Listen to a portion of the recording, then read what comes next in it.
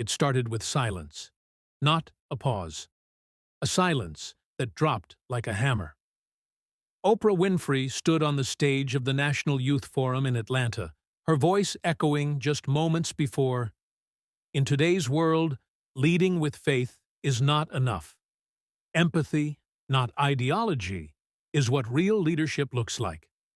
The crowd, full of Gen Z students and influencers, had erupted into applause, cheering, filming, nodding. But backstage, Karoline Leavitt stood frozen, her eyes locked on the monitor, jaw clenched. No one else noticed. Yet. She didn't flinch. She didn't whisper to her aide. She didn't check her phone. She just said one sentence, calm, low, certain. She just made a mistake. The aide beside her blinked. "You mean—" "I mean, she gave me the microphone without knowing it." What no one knew was that Karoline had been invited to speak after Oprah's panel. What even fewer knew, she'd planned to keep things neutral, friendly, diplomatic. Not anymore. The stage director motioned. "You're up next, Ms." Leavitt Karoline took a breath. The kind of breath you take not before a speech, but before a storm. She walked past the velvet curtain, heels steady, cross necklace catching the light. And as she stepped into the spotlight, Oprah turned her head, just slightly, watching. The same woman who had just declared faith wasn't leadership, was about to hear what happens when someone leads with it anyway. Karoline didn't smile. She didn't wave. She went straight to the mic. "Let me be very clear," she began. "There is nothing more powerful than faith-driven leadership. And I didn't come here to be clapped for. I came here to remind you what courage sounds like." The crowd didn't know what to do. Some clapped, others froze. Phones rose into the air. And Oprah? She blinked, just once. Because in that moment, Karoline had flipped the entire energy of the room. And she hadn't even raised her voice yet. Karoline stood tall at the podium, every spotlight focused on her, but her expression didn't waver. She didn't fumble with her notes. She didn't scan the audience. She locked eyes, directly, with Oprah. "You just told millions of Americans," Karoline said clearly, "that their faith isn't enough."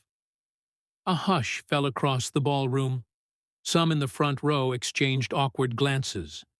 Others tapped phones, already live streaming. Karoline didn't blink. "Let me ask you something," she continued. "Was Martin Luther King Jr. too driven by faith to be called a real leader? Was Harriet Tubman misguided for following a light only she could feel? Was Ronald Reagan wrong for saying freedom is a gift from God?" A ripple of tension moved through the room. "Empathy is powerful," she said. "But don't pretend faith isn't. Because it was faith that built this country. Faith that carried families through war, through loss, through injustice." She stepped closer to the edge of the stage, her voice dropping in tone, but rising in impact. "What you just said on this stage may have won you claps, but it also silenced the courage of every young person who dares to pray before they speak, who dares to believe before they lead." The audience was no longer cheering. They were listening, some uncomfortable, others wide-eyed. And Oprah, still watching. No words, no smile, no defense. Karoline saw it, so she went further. "You told us empathy is leadership, but empathy without truth is just performance." A gasp, somewhere near the middle rows. Karoline took a breath. "So if I lead with conviction, with faith in something bigger than applause, does that make me a lesser leader?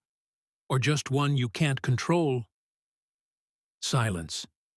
Even the cameras seemed to hesitate. Oprah's hand twitched on her lap. The crowd wasn't sure what was happening, but they could feel it.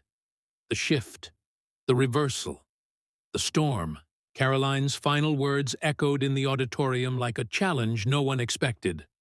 Conviction without applause is still leadership.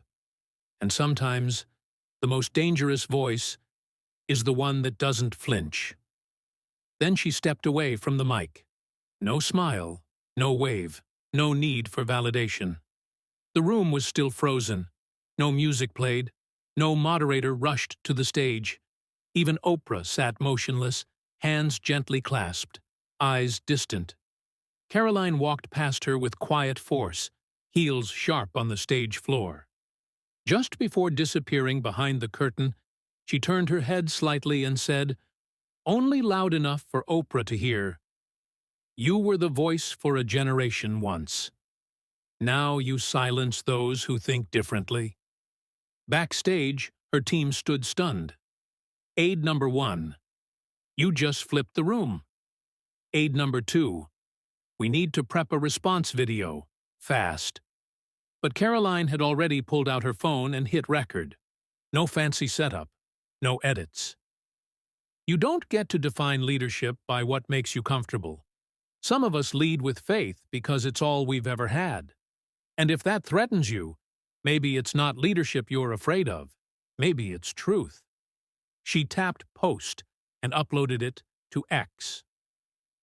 Faith is Leadership began trending in under 10 minutes. Across the country, the internet lit up like a flash fire. Karoline just confronted Oprah and didn't blink. That was the most powerful mic drop I've seen in years. She said what millions believe, but are afraid to voice. TikTok filled with side-by-side edits. Karoline calmly speaking. Oprah sitting silently. Clips racked up 3 million views by midnight. Meanwhile, Oprah's team scrambled in the green room. Should we release a follow-up? No, one producer muttered. Not yet. If she speaks now, it'll only fuel it. But Oprah wasn't talking. She just stared at the floor, her face unreadable. Karoline, back in her hotel room hours later, read the flood of DMs, emails, and press requests. She took a deep breath, looked out the window at the Atlanta skyline, and said quietly, "They asked for strength without spirit. I gave them both." The next morning, the media storm didn't slow down. It intensified.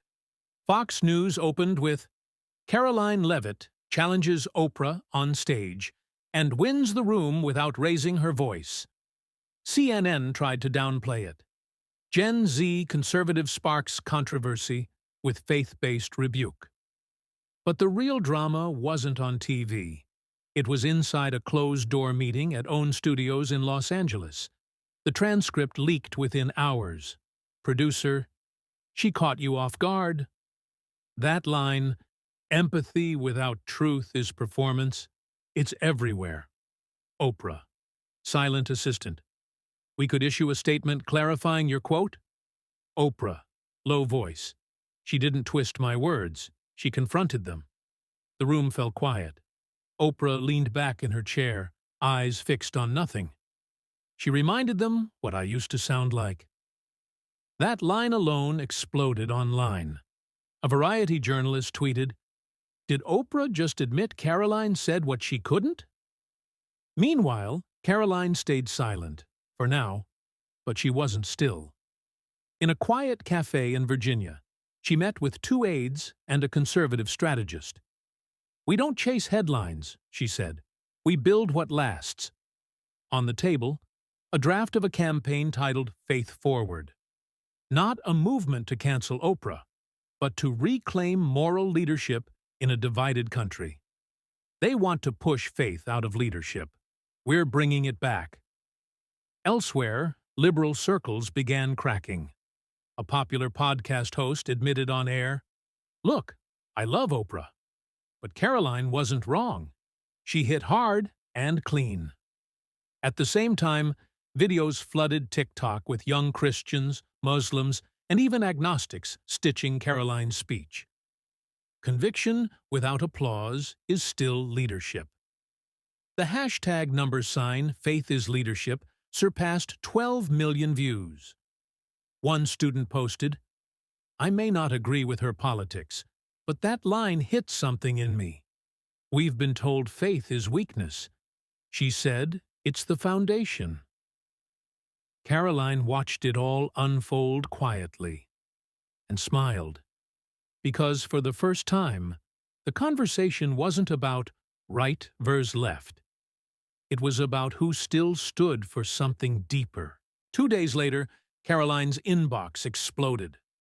Not with hate, not with praise, but with something bigger. An invitation to appear on CNN's primetime town hall. Topic? Faith and Leadership in Divided America. The email was short. Director: "We'd like you to represent the voice that's rising. You'll share the stage with Oprah Winfrey." Karoline stared at the screen, lips pressed tight. Her aide looked over her shoulder. "They want a rematch?" Karoline shook her head. "Number. They want the ratings. But they'll get the truth." Across the country, Oprah sat at her desk, staring at the exact same email. Her team was divided. "You don't have to do this," one producer said. "She's gaining ground. You'll look like you're chasing the story." Oprah's voice was quiet, measured. "I'm not chasing it. I'm answering it." Back in Virginia, Karoline prepared like it was war, not with weapons, but with clarity. She wasn't scripting comebacks. She was revisiting speeches from Reagan, letters from Lincoln, and writings of Dietrich Bonhoeffer. "They're not afraid of me," she told her team. "They're afraid that conviction might be contagious." TikTok buzzed with anticipation. Karoline versus Oprah. Faith versus influence. Who really leads Gen Z? At a student center in Nebraska, a college watch party was forming. In a church in Dallas, an entire youth group planned to stream it live. The promo clip went viral. Oprah on one side, Karoline on the other. A bold caption in the middle. Two women, two visions, one nation watching. On the day of the event, the studio glowed under tension. Oprah arrived first, regal, calm. Karoline walked in moments later, sharp, steady. They greeted each other with a nod. No smiles, no script. And as the cameras rolled and Anderson Cooper began the countdown, Oprah turned to Karoline and said quietly, "Let's see if we can speak without shouting." Karoline nodded. "Only if we both tell the truth." The countdown hit 0. Cameras rolled. The nation leaned in. Anderson Cooper's voice carried across the studio. Tonight, two women who represent two very different visions of leadership. Oprah Winfrey, Karoline Leavitt. The question: what role does faith play in public life? Oprah spoke first. Her tone, elegant, composed. "I never said faith is meaningless," she began, hands gently folded. "But in a diverse nation, leadership must be built on shared human experience, not individual belief systems." She glanced at Karoline. "Especially not beliefs used to exclude." The audience hummed in approval. Karoline waited, not rushed, not rattled. Then she spoke. "Leadership without belief isn't neutral. It's hollow." The room stilled. "You say shared experience matters, but what do you think shaped those experiences?" "Faith built our hospitals, our schools, our movements. It was faith that said slavery was wrong. Faith that marched on Selma. Faith that knelt in silence before it stood in protest." A few claps from the conservative side. Others watched, cautious. Oprah leaned forward. "But faith has also been used to deny, to suppress, to judge. That's why I said what I said." Karoline didn't flinch. "So has empathy," she shot back. "Empathy without standards is chaos. Faith gives us the moral backbone to know when a line shouldn't be crossed, even when it's unpopular." Oprah's smile flickered. Anderson interjected, "Let me ask you both. Can personal faith coexist with public leadership in a pluralistic society? Karoline turned to the camera. It has to. Because leadership without a compass becomes convenience, and people are tired of convenient leaders. The room shifted. People weren't clapping, but they were nodding. On TikTok, clips flew instantly. Did Karoline just say what no one else would? This isn't just politics. This is a worldview shift. On Twitter, #MoralCompass started trending. In the control room, CNN staff stared at the live sentiment meter. It was swinging toward Karoline. Oprah exhaled, her voice softening. So, what do you say to young people who feel judged by faith-based politics? Karoline didn't miss a beat. I say this. If someone's using faith to shame you, they're misusing it.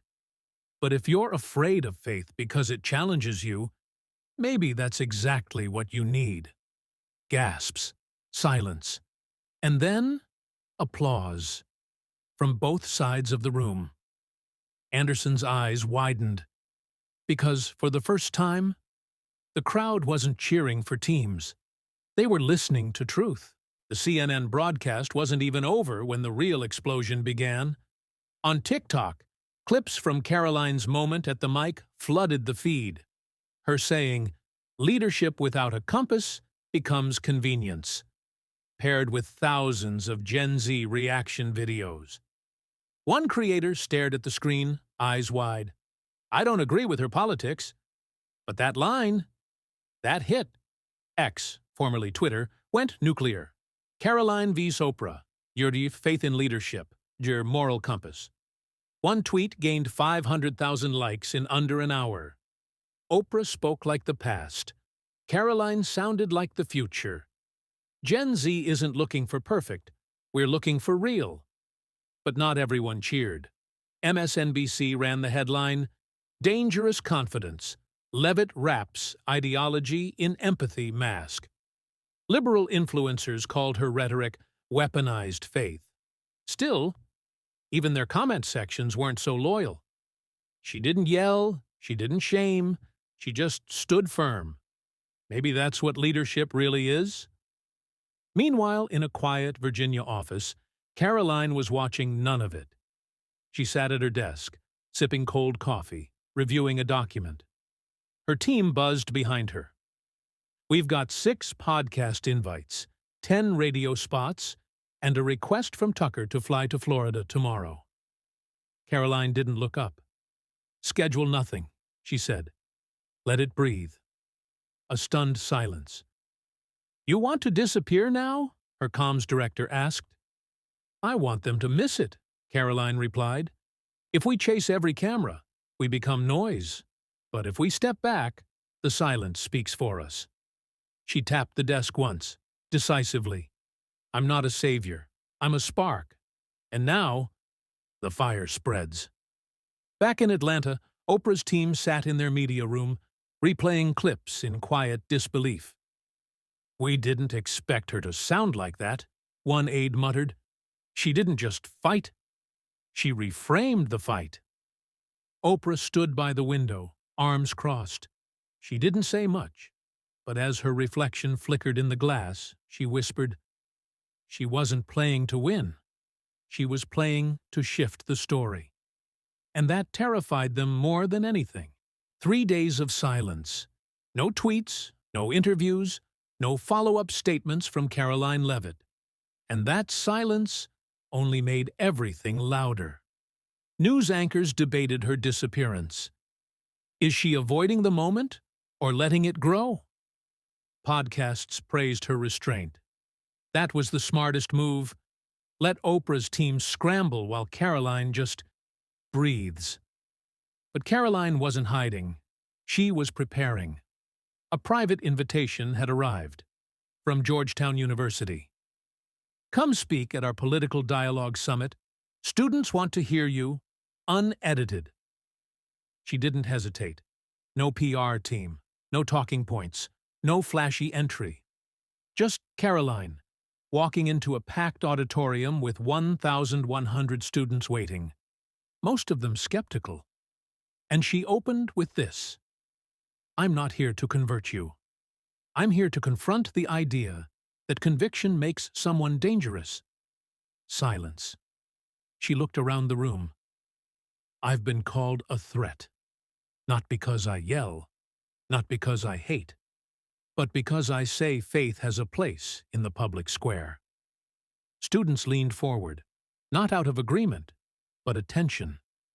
"You've been told to choose between being open-minded or rooted in belief. Why can't you be both?" Someone in the back whispered, "She's not what I expected." Backstage, the event director refreshed the live stream numbers. Over 700,000 viewers were tuned in live. Meanwhile, across the country, Oprah finally broke her silence. On her own show, she looked directly into the camera, voice composed.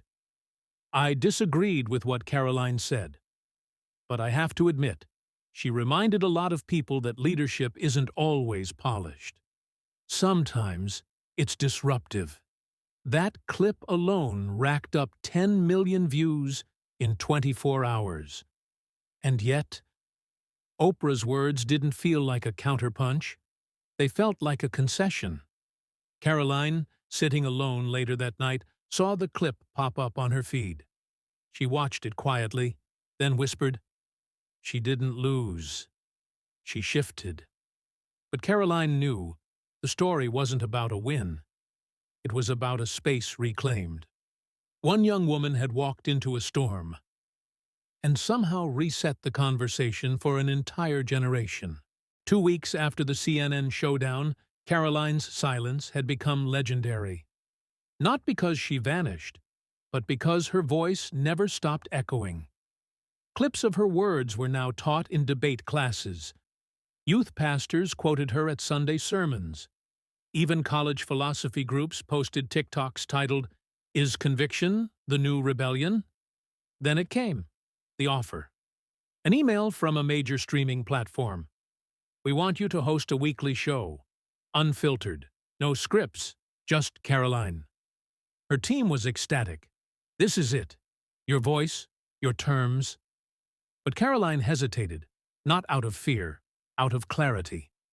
"They want the drama," she said, "not the dialogue." Still, the temptation was real. A platform that could reach millions. Her words, uncut. Her tone, unmatched. But something else was growing too. Pressure. With influence came weight. Suddenly, conservative figures began pushing her to carry the banner. Moderate voices warned her to tone it down. And liberal commentators called her the new face of dog whistle politics. "Everyone wants to own my voice," she told her comms director. "No one wants to listen to it." Meanwhile, student groups across the country invited her to speak. Not to cheer, but to challenge her.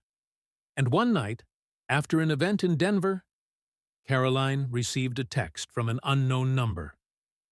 "Careful how loud you get. Not everyone who claps is on your side." Her blood chilled. Not because of the threat, but because it was true. Some cheered her for courage. Some cheered her for chaos. Few understood the difference. Later that night, sitting alone in her hotel room, she stared at the streaming deal again. She opened her notes app, typed 6 words, then closed it without saving. "The microphone is not the mission." She looked at her cross necklace, then out at the city lights. "If I speak," she whispered, "it'll be for the ones still searching, not the ones already screaming." Because Karoline Leavitt wasn't chasing power. She was navigating something more dangerous. The moment when your voice no longer belongs only to you. The morning the world expected her answer, Karoline posted nothing. No press conference. No carefully edited video. Just a photo. It showed her walking away from a podium. A blurred American flag in the background, her cross necklace shining in mid-stride. The caption? I wasn't called to perform. I was called to speak. That single post shattered expectations. 1.2 million likes in 8 hours. Hundreds of thousands of comments. Some praising, some begging her to reconsider. The streaming deal declined. The headlines furious. But her message? Clear. This moment isn't about building my brand. It's about rebuilding what leadership means. 2 days later, an envelope arrived at her office. No logo, no return address. Inside, an invitation. Closed panel. Washington, D.C. Topic: Restoring Public Trust. Signed, Oprah Winfrey. Karoline held the paper in her hands. No cameras, no broadcast, just a private table. She showed up without hesitation. Oprah was already seated.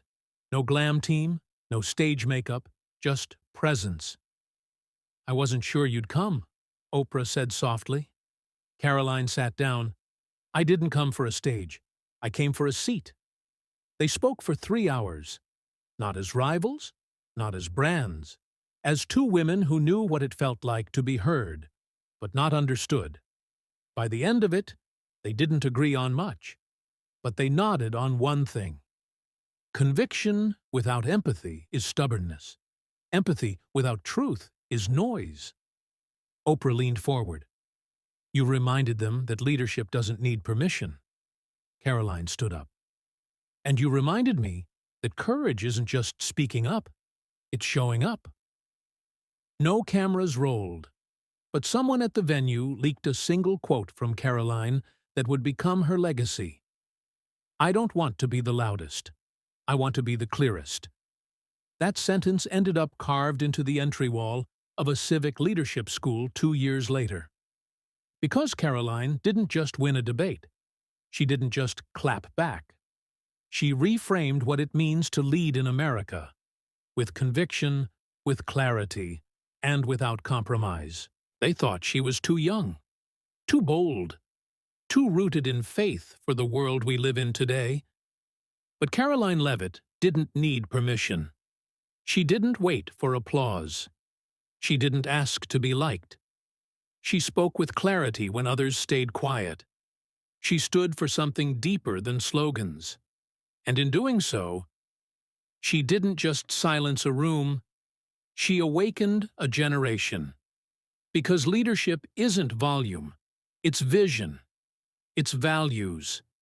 And sometimes it's having the courage to speak when the world tells you to sit down. This wasn't just a moment. This was a message. And it's one we won't forget. Thanks for watching Surprising Stories. If you believe conviction still matters, don't forget to subscribe. Because this is just the beginning.